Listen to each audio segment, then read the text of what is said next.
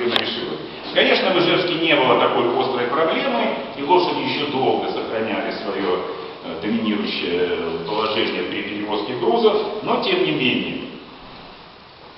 Когда мы сегодня смотрим торжественные балы, если такие случаются, вручение каких-то особых премий, например, вручение Нобелевской премии, да, невозможно без фрака. Это такой закон. Хочешь получить Нобелевскую премию, шей фрак.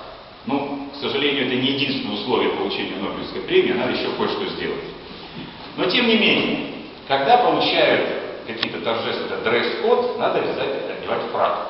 Откуда это взялось? Это крайне, как это удивительная одежда. Спереди это жилетка, сзади фалка.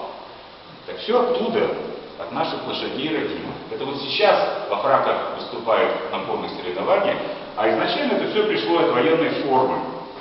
Генералы, маршалы, для того, чтобы удобно сидеть в седле, вот появился фрак. А поскольку светское общество составлялось сплошь из офицерства, оно пошло, этот дресс-код установился и навеки вечное будет так проходить по нашей жизни.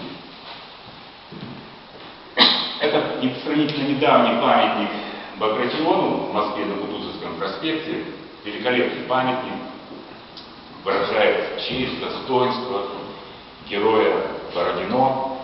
И вот даже само слово «маршал», высшее воинское звание, да, в переводе означает просто «тот, кто следит за лошадьми». Конюх, маршал. Просто это очень древнее название маршала. В те времена, когда лошади ценились очень высоко, и поэтому тот, кто следит за лошадьми, это был самый главный. Вот такой был маршал. И вот в этом памятнике, а мы сегодня увидим еще несколько памятников, как бы единое целое, и всадник, и конь под ним. И кажется, что они чувствуют, воспринимают мир одинаково. У них одинаковое понятие о чести, достоинстве, о доблести. Кажется, что это распространяется на их обоих. У лошади была грудная жаба. Но лошадь, как известно, не овца, и лошадь на парады приезжала, и маршалу об этом ни словца. А маршала сразила скарлатина.